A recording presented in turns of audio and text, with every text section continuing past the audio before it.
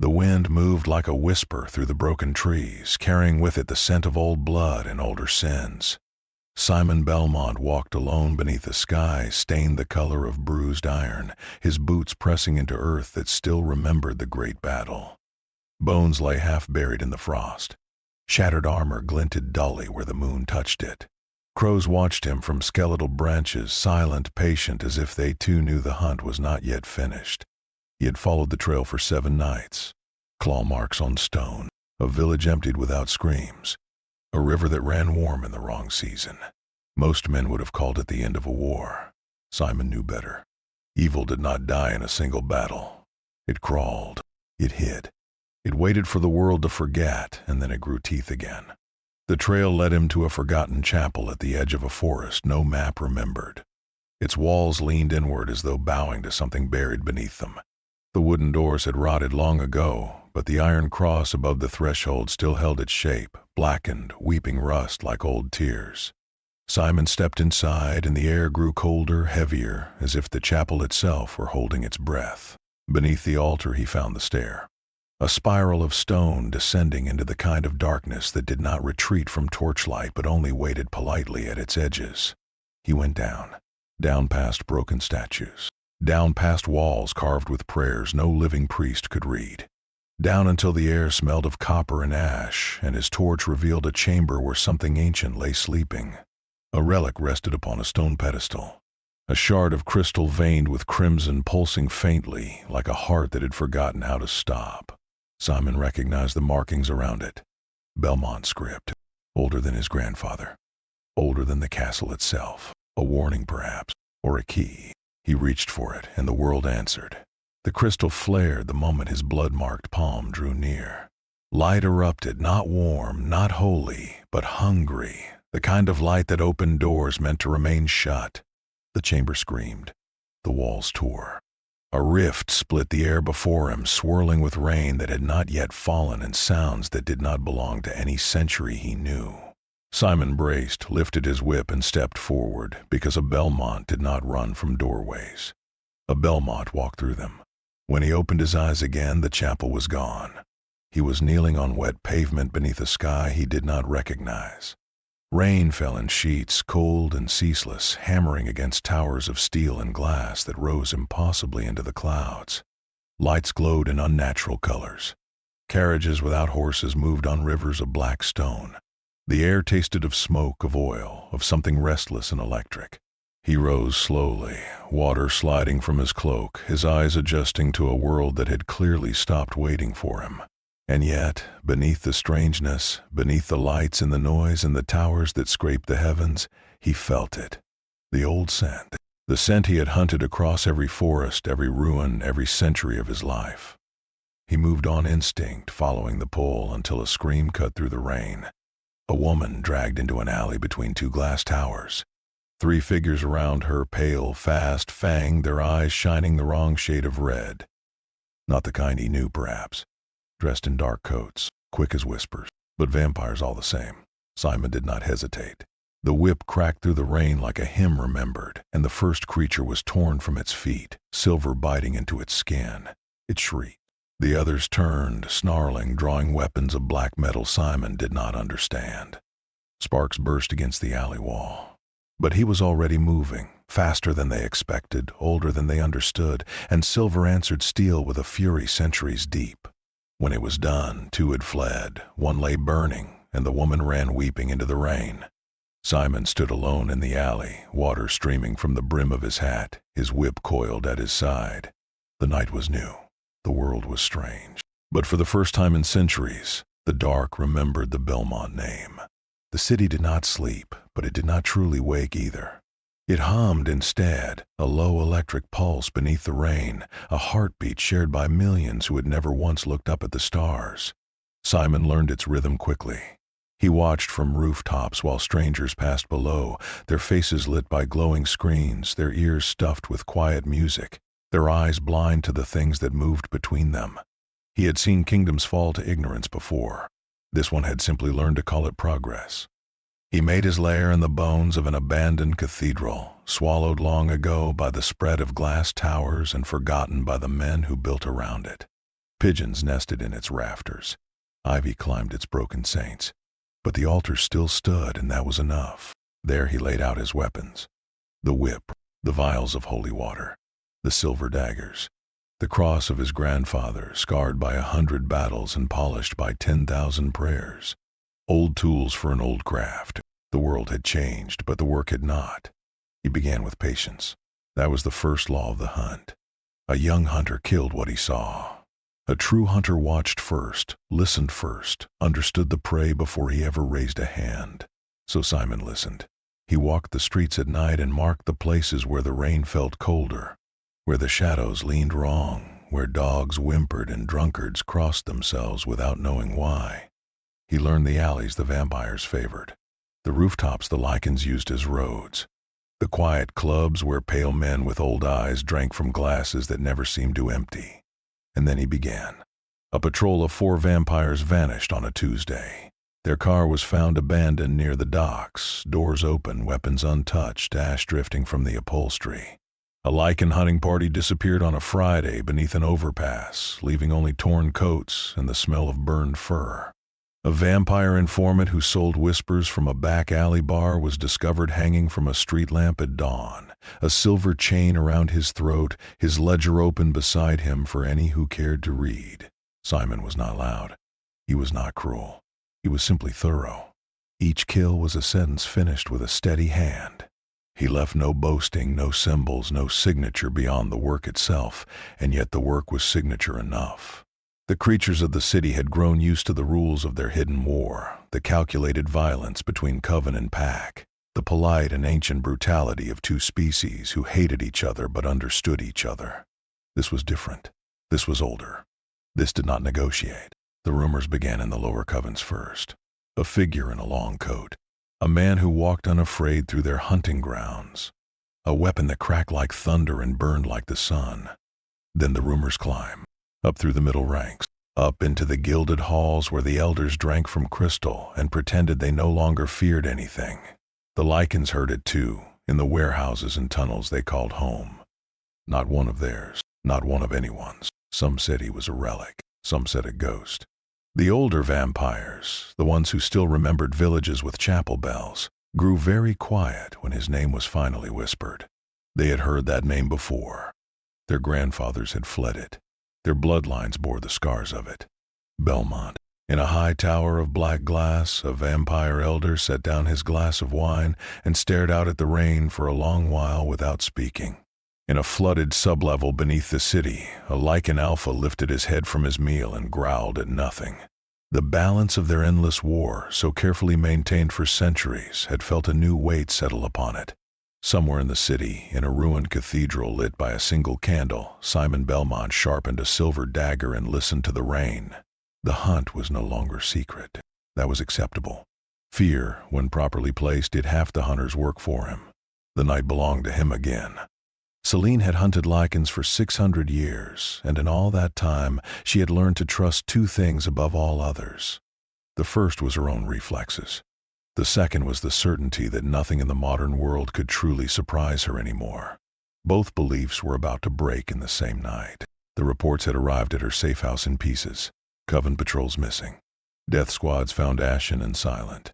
A pattern that did not match the Lycans, did not match rival vampires, did not match any human agency she had ever encountered. Whoever was doing this killed without greed, without territory, without the small political signatures she had spent centuries reading. They simply killed, the way rain simply fell. She did not like what that suggested. She found him on a bridge above the river, standing motionless in the downpour, his coat heavy with water, his whip coiled at his hip. He did not turn when she approached. He had heard her 3 rooftops ago. "You have been busy," she said, her voice low, her pistols already in her hands beneath her coat. "And you," he answered, "have been watching." She fired before the sentence finished. What happened next she would replay in her mind many times afterward, trying to understand it. Her bullets, silver nitrate, fast enough to drop a Lycan elder at 50 paces, did not strike him.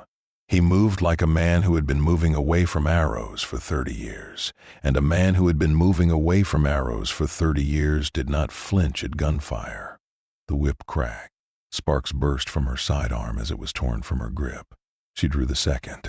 He was already inside her guard. They fought across the bridge in the rain, and it was a fight unlike any she had known. He did not use speed as she did. He used position. He used timing. Every strike of hers found empty air or a turned shoulder. Every counter of his came from an angle she had not thought to defend. His weapons were absurd. A whip, a dagger of silver, a cross that hummed faintly when it passed near her skin. And yet his absurd weapons cut closer than the firearms of her own kind ever had. She was faster. He was older. Neither broke. They ended apart, breathing hard, separated by perhaps 10 paces of wet stone. Her coat was torn. His brow bled. Neither raised a weapon again.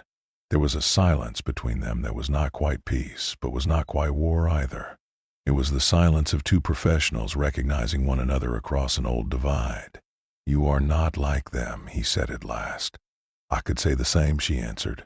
She lowered her pistol. He let the whip rest. They spoke beneath the bridge, out of the rain, and the conversation was the strangest she had ever held. He told her of a chapel, of a relic, of a rift that had thrown him into a city of steel. He told her of bloodlines and centuries and a duty older than any nation now standing. She listened, and slowly, against every instinct she had cultivated, she began to believe him. In return, she told him of the war, of the vampires and the Lycans, of Victor and Marcus and the lie at the root of it all, of a conflict that had bled the night for centuries because someone, somewhere, had always wanted it to. He listened with the stillness of a man who had heard such stories before, in other ages, in other forms. "Then we hunt the same prey," he said. "For different reasons," she answered. "For the same reason," he corrected gently. "You simply have not named it yet." She studied him in the half-light, this man out of time, with his old coat and his impossible weapons and his quiet, terrible certainty. She did not trust him. Not yet. But she understood him, and that was rarer than trust, and more useful. They left the bridge together. The hunt had a second shadow now. Celine led him through the underbelly of the city, through tunnels carved long before the towers above them had been imagined, through service corridors that smelled of damp concrete, through forgotten subway lines whose tracks had rusted into ribbons of red iron. Simon followed without complaint. He had walked beneath castles before. The architecture changed. The principle did not. The wicked always build downward because the wicked always feared the sky. She had been tracking the rumor for weeks. A sanctuary, she called it. A place spoken of only in fragments by dying informants. Elders gathered there in secret, vampires whose names had been struck from the official ledgers, men and women who had supposedly perished in earlier purges but who, it seemed, had merely learned to disappear. Celine did not know what they did in that sanctuary. She knew only that those who got close to learning tended to stop reporting in. They found the entrance behind a false wall in a flooded maintenance shaft. Simon laid a palm against the stone and felt the old cold seep through it, the kind of cold that had nothing to do with weather. He had felt that cold beneath cathedrals in his own century. It was the cold of consecrated ground perverted, of holy stone made to serve unholy purpose. "They built this on a chapel," he murmured. "They build everything on chapels," Celine answered. "It is easier to corrupt the sacred than to construct your own." They went in carefully. The corridor beyond opened into a vast chamber, vaulted and pillared, lit by braziers that burned with a flame too pale to be natural. The walls bore the ruined frescoes of saints, their faces scratched away, replaced with sigils Simon recognized from the worst of his grandfather's books. At the center of the chamber stood an altar that had once held bread and wine. Now it held a basin, and the basin held something that was neither. Around the altar, men in dark robes moved with the patience of people performing a ritual they had performed 1,000 times before. Vampire elders, by their bearing ancient ones, the kind who had stopped pretending to be human centuries ago. They were not feeding, they were not warring, they were working. And the work, Simon realized slowly, was the war itself. He watched from the shadow of a pillar, and Celine watched beside him, and together they began to understand. The elders spoke in low voices of patrols, of pack movement, of which Lycan cells should be allowed to thrive, and which should be culled. They spoke of which vampire houses needed a tragedy to keep them loyal, of which Lycan alphas could be turned, of which deaths would generate the right amount of fear in the right markets. They spoke of the war the way merchants spoke of trade. Profit, loss, supply, demand. And the supply was blood, and the demand was obedience, and the war was simply the engine that produced both. Celine did not move. She did not breathe. Simon could feel the stillness coming off her like a held scream. She had given 6 centuries to that war. She had killed and bled and buried friends for that war. She had believed in the smallest and most private part of herself that the war was at least real. It was real. It had simply never been necessary. They preserve it, she whispered, and her voice was the voice of someone hearing the sound of their own foundations cracking. They preserve it on purpose. Fear is the easiest crown to wear, Simon said softly. It needs no jewels, only enemies. He had seen it before. Lords who fed the village rumors of werewolves so the village would pay for their guards. Bishops who whispered of witches so the faithful would not look too closely at the bishop. Kings who manufactured wars abroad so their thrones would not be questioned at home. The names changed. The face beneath the mask did not. Evil dressed in many fashions, but it always wore the same eyes. They watched the ritual finish. They watched the elders depart through doors Celine had not known existed. They watched the pale flames die. And then, in the silence of that desecrated chapel, Simon turned to her, and his voice was quiet, and his voice was final. "The hunt has changed," he said. "Yes," she answered.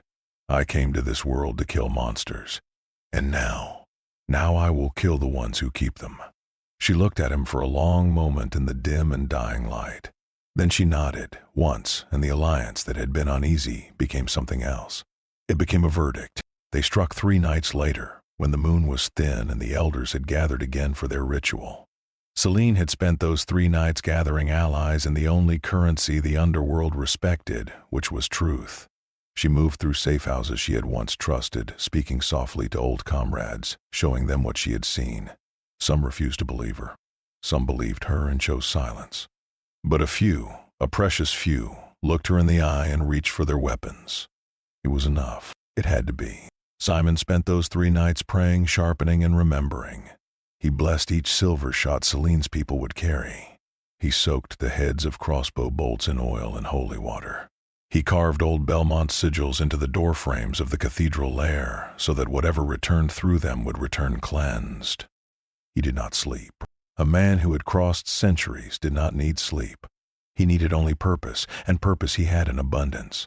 The assault began at the lowest entrance, the one Celine's people had not known existed. Simon went first because that was the law of his bloodline, and the whip went before him like a herald. The first guards, pale elite warriors in black armor, met him in the corridor with weapons of dark steel. They were faster than men. They were stronger than men. They were not faster or stronger than what walked toward them. Silver met flesh. The whip cracked and a guard came apart at the shoulder. A vial shattered against the wall and holy water rained across the corridor, and where it touched skin it hissed like coals in snow. Celine moved past him on the second wave, her pistols alow in constant thunder. Her eyes the cold blue of a hunter who has finally remembered what she was hunting. Behind her came the others.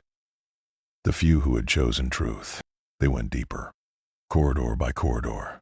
Chamber by chamber. The sanctuary fought back with all the cruelty of an old thing realizing it could die. Wards flared in the walls and tried to hold them. Simon shattered the wards with a cross that had not been broken in 300 years. Trapdoors opened beneath them and tried to swallow them.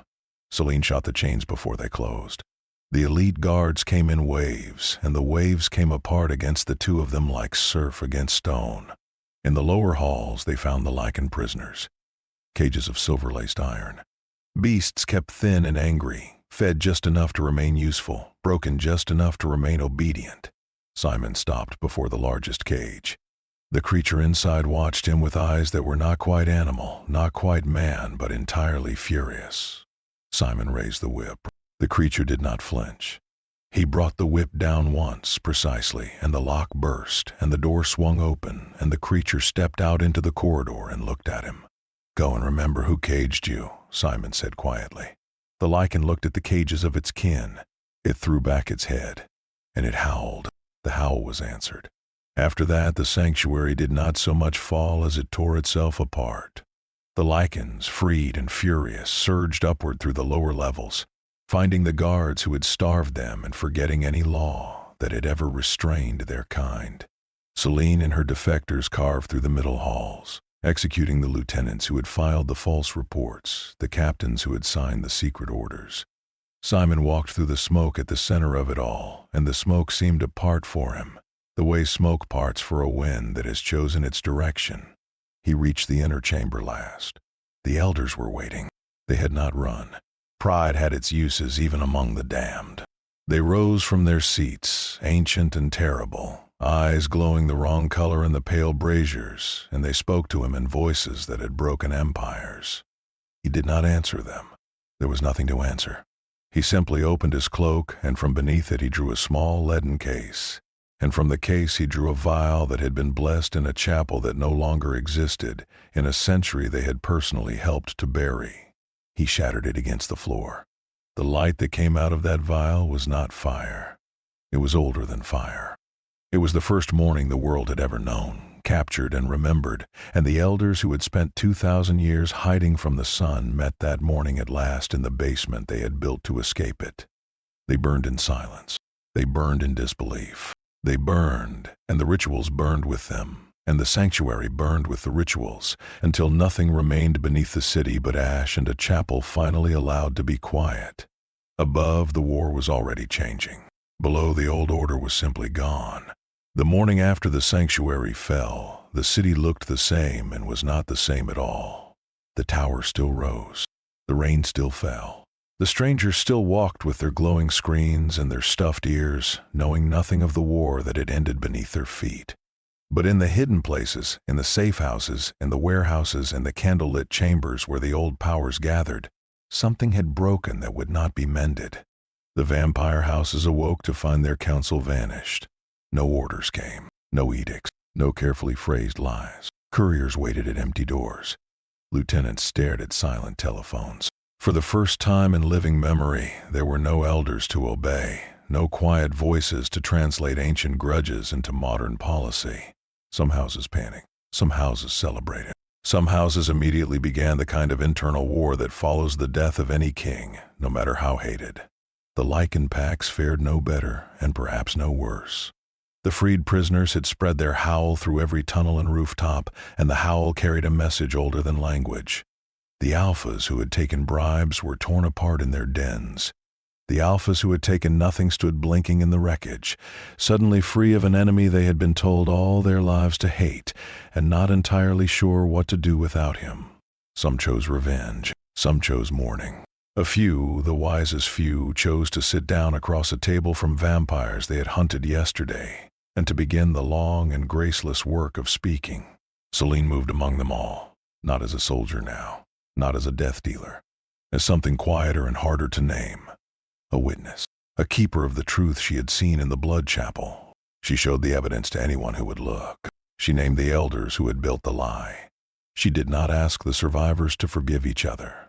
She asked them only to stop being useful to ghosts. It was slow work. It would be slow work for years. But it was, for the first time in centuries, work that pointed somewhere other than the grave. Simon stayed only long enough to be sure the fire would not die before the cold could. She found him at the edge of the city on the 7th evening, where the towers thinned and the old roads began, his coat dry for once, his pack slung over one shoulder, the whip coiled neatly at his hip. He was looking east, toward a sky just barely beginning to remember the idea of dawn. "You could stay," she said. "I could," he agreed. "They would follow you. You ended what they could not end themselves. You could build something here." He smiled then, a small and tired smile, and shook his head. "I have seen what men build on the ashes of monsters," he said. "It usually grows fangs of its own. I am not the one to plant that garden." She was quiet for a long moment. "What do I tell them when they ask who did this?" "Tell them no one did it," he said. "Tell them they did it themselves. That is the only ending that holds." He shouldered his pack. The wind moved his coat. For a moment, in the pale light, he did not look like a man so much as a memory the world had let walk for a little while. "Celine," he said, and his voice was gentler than she had expected. "Monsters are dangerous. The ones commanding them are usually worse. Watch the second kind. The first kind announce themselves. The second kind do not. She nodded. She did not trust her voice. He turned and walked east, toward the dawn he had carried in a vial 3 nights before, and she watched him go until the road took him and the morning took the road. Then she turned back to the city. There was work to do. There would always be work to do. But tonight, at last, there were no kings. The story did not end. Stories of his kind never truly ended. They only changed mouths. In the tunnels beneath the city, the freed Lycans spoke of him by firelight, in the careful voices of those describing something they were not entirely sure they had survived. They remembered the cage doors falling open. They remembered the man in the long coat who had not feared them, who had not pitied them, who had simply looked at them as though they were owed an apology too old to deliver. They did not know his name at first. They learned it later. They taught it to their pups before they taught them to hunt. In the abandoned mansions where the broken vampire houses tried to remember how to be houses again, his name was spoken differently. Behind closed doors, with the kind of respect that is indistinguishable from fear. The youngest among them did not understand why their elders flinched at a single word. The eldest among them remembered villages with chapel bells, and they did not explain. Travelers carried the story outward, to other cities, to other countries, to covens and packs that had never seen him and never would. The details shifted with the distance. Some said he had been 10 feet tall. Some said his whip was made of sunlight itself. Some said he had walked back into a rift in the sky and would return only when the night grew too proud again. None of the versions were entirely true. None of them were entirely wrong. Celine, when she heard the stories, did not correct them. A legend, properly tended, did more work than any living man could. Let them believe he was still out there. Let them believe he might return. Belief, she had learned, was a kind of leash, and a leash on the wicked was worth more than 100 patrols. And somewhere on roads no map remembered, in inns where the innkeepers asked no questions, beneath skies that were sometimes the wrong color and sometimes the right one, a man in a long coat walked on. He did not hurry. He did not linger. He hunted what needed hunting, and he kept walking, and the centuries did not seem to weigh on him the way they weighed on other men. Perhaps the rift had taken something from him. Perhaps it had given something. He did not seem to mind either way. The night kept its old habits. The wicked kept theirs. But now, when the dark grew too confident, when the hidden things forgot the rules their grandfathers had bled to learn, a single word would surface in their councils, and the councils would grow quiet. A warrior carrying ancient weapons, a hunter feared by immortals, a man whose name returned whenever the night grew too sure of itself. Vampires whispered it. Lycans respected it. And the darkness, in all its long and patient memory, did not forget it. Belmont.